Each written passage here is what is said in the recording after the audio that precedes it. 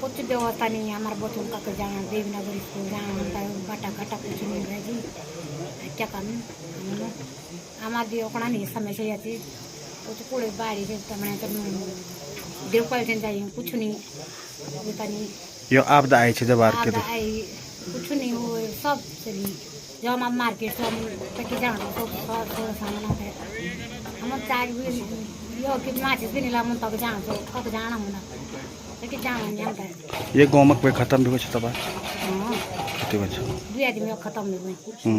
तो परिवार त क्या छ व्यवस्था मुख्यमंत्री व्यवस्था क्या चाहिँ यो के हो यो लोड फौजमा चाहिँ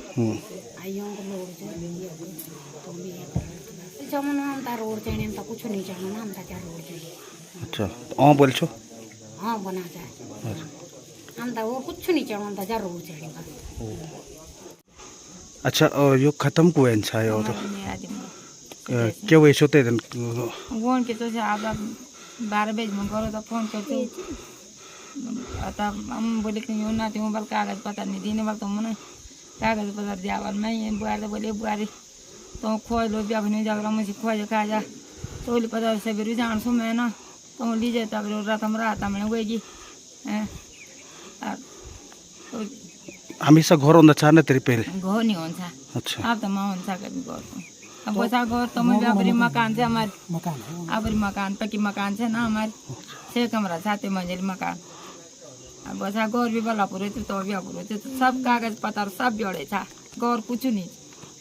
एक कागज पत्र नहीं गो यो मुख्यमंत्री आया छ अब तेमा के बोल मुख्यमंत्री आश्वासन तो उनमें तन बोली कि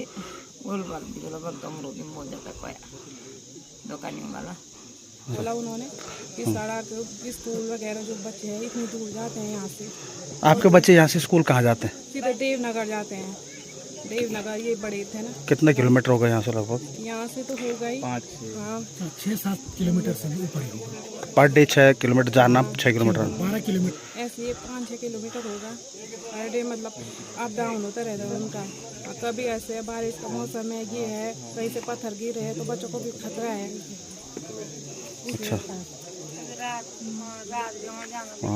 वही तो रास्ते में ऐसे पेड़ है पर कहीं पे पेड़ गिर जाते हैं ये चेड़ के पेड़ कितने कम होते हैं तो गिरने का डर रहता है इसलिए उन्होंने बोला कि मुख्यमंत्री जी नहीं मैं करूँगा सड़क के लिए कुछ करूँगा तो देखते हैं कि क्या होता है।